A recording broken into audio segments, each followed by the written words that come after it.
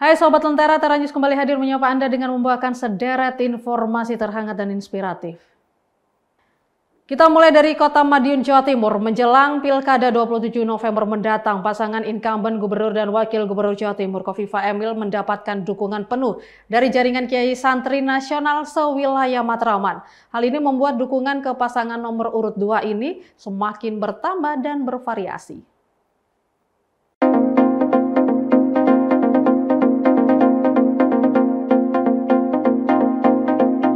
Dukungan dan rapat konsolidasi antar jaringan kiai dan santri ini digelar di salah satu gedung pertemuan Hotel Madiun kota setempat. Khofifah mengaku dukungan kepada pasangan Khofifah dan Emil terus bertambah. Menurut kalangan kiai dan santri sewilayah Matraman ini bukan merupakan tim pemenangan dari pasangan calon Gubernur Jatim nomor urut 2 Khofifah Emil. Namun mereka ini berjaring di mana dalam satu pondok pesantren pasti ada kiai, kunyai, putra dan putri hingga para santrinya serta orang tua santri. Jaringan tersebut bisa bekerja secara militan dalam mempengaruhi para pemilih pemula maupun pemilih yang masih ragu dalam menentukan pilihannya. Sehingga bukan tidak mungkin jika pendukung dan simpatisan Khofifah Emil semakin hari terus bertambah dan semakin banyak. Kalau jaringan Kiai Santri ini kan sebetulnya bagian yang tidak ada kaitan dengan Pilgub secara spesifik. Jadi ya memang mereka berjejaring. Ada kiai, ada punyai, ada ning, ada gawagis, dan mereka memiliki komunitas yang memungkinkan mereka bisa melakukan aktivasi dari berbagai program-program untuk penguatan baik secara institusional pesantren, santrinya maupun ekosistem sosialnya. Jadi secara personal kiainya, punyainya, ningnya, gusnya, secara institusional bisa pesantrennya dan bisa institusi alumni-alumni pesantren, jadi para santrinya. Dan alhamdulillah jejaring ini pada Pilgub kali ini mereka memberikan support, dukungan pada proses ikhtiar kami, saya dan Mas Emil. Khofifah mengaku bersyukur atas bertambahnya dukungan khususnya dari kalangan kiai dan santri. Kinerja Khofifah juga telah terbukti selama kepemimpinannya sebagai Gubernur Jawa Timur yang telah memberikan dampak positif bagi Ponpes di tanah air. BT Kopersito melaporkan untuk Lentera TV.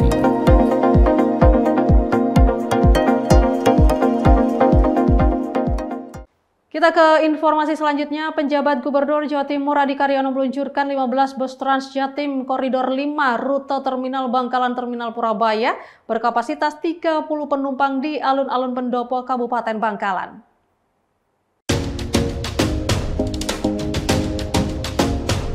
Peluncuran ini merupakan respon dari tingkat urgensi pemerataan layanan transportasi umum di Jawa Timur.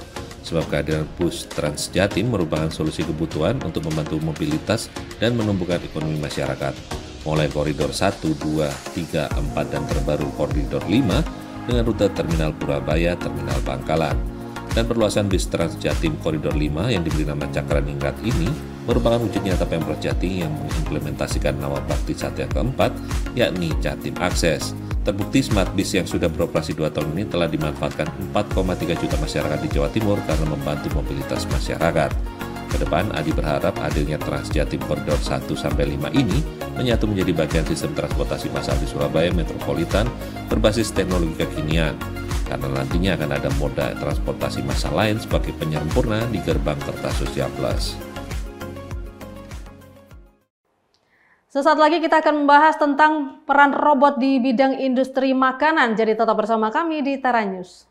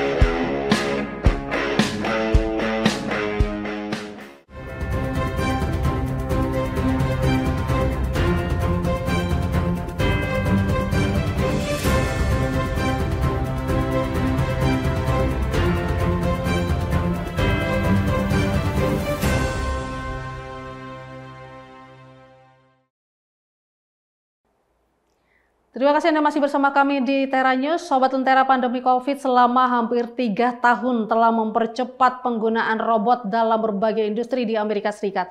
Tapi robot-robot untuk industri makanan sejauh ini baru sekedar meringankan tugas manusia, belum sepenuhnya bisa menggantikan peran manusia. Di supermarket Stop and Shop di pinggiran Boston, negara bagian Massachusetts, pelanggan tak hanya disambut pegawai saat berbelanja kebutuhan dapur. I was like, whoa, Stop and Shop has this? And the more I just see him around, the more I got used to him. So it's just more of a getting used to thing. Dengan berbagai sensornya, Marty membantu pegawai supermarket menjaga kebersihan. Marty's an autonomous robot. Marty is used to identify hazards such as spills, liquid spills, powder, bulk food, and by Marty able to identify hazards, it frees our associates up and saves them time so they can better serve our customers. Armada robot masing-masing bernama Marty dikerahkan di ratusan supermarket Stop and Shop, tak hanya di Massachusetts, tapi juga di Connecticut, Rhode Island, hingga New Jersey. So he will stop at the spill and, say if it's an aisle 3, he will page over the PA system, clean up an aisle 3 so an associate knows then to go over to aisle 3. Marty will be stopped and flashing, hence identifying some sort of hazard on the ground. So at that point, someone has to clean up the spill, take care of it, and then there's a button we hit on Marty, and after we hit that button, he takes a picture and moves on with his route. Penggunaan Marty berawal pada 2019 sebelum terjadinya pandemi COVID yang menyuburkan penggunaan robot. Marty sendiri tidak bisa membersihkan lantai supermarket dan fungsinya memang sekedar membantu para pekerja supermarket tersebut. Banyak robot memang ditujukan untuk membantu pekerja manusia, diantaranya dalam industri restoran. Robot belum bisa mengemas apalagi memasak makanan, tapi sekedar berfungsi dalam pengiriman ke pemesan. Termasuk robot buatan Starship Technologies yang melayani pemesanan makanan di kampus Bowling Green State University di negara bagian Ohio. About 3 to 4 times a week. Most of my classes, right after I get out, the robot just pulls up just in time for me to get some lunch. Sebelum pandemi, Starship Technologies memiliki hanya 250 robot.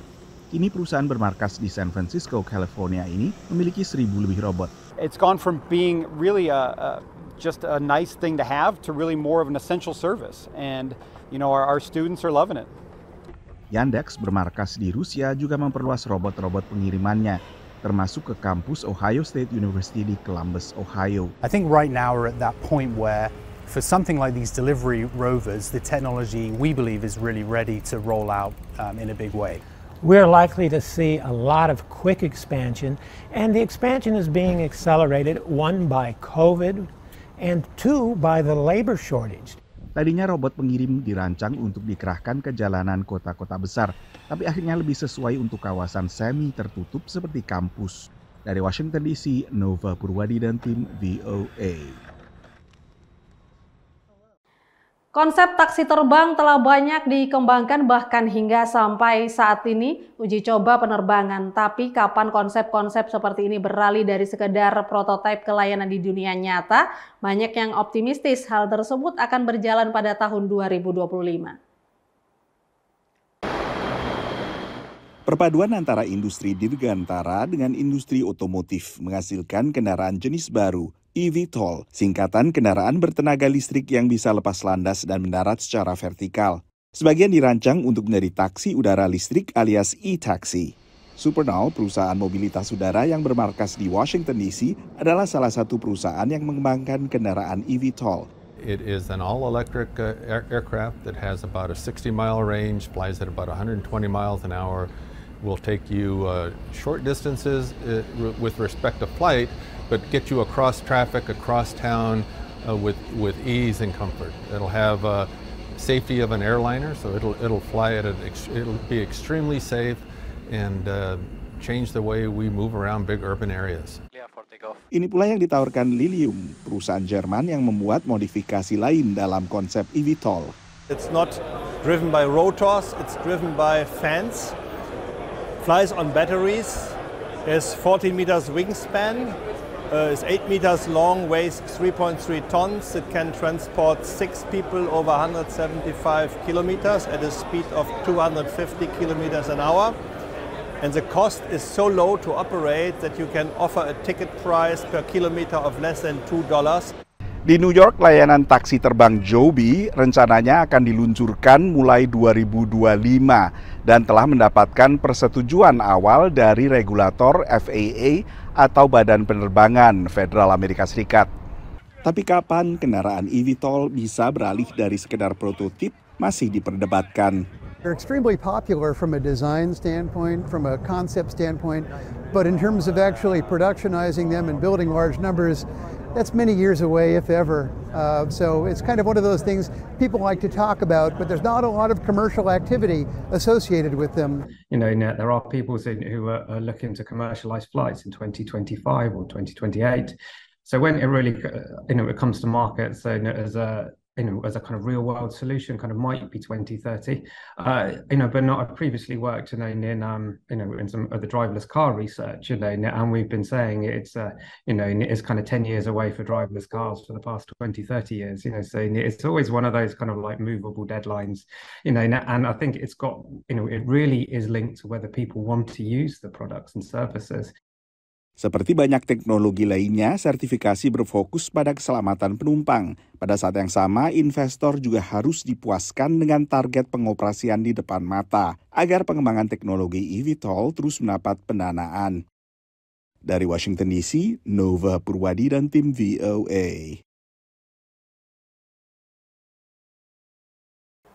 Informasi tadi mengakhiri Tera News saat ini. Anda dapat saksikan kembali tayangan saat ini di YouTube channel kami Lentera TV Media dan website kami lentera.tv. Saya Catherine Ellison pamit undur diri. Terima kasih dan sampai jumpa.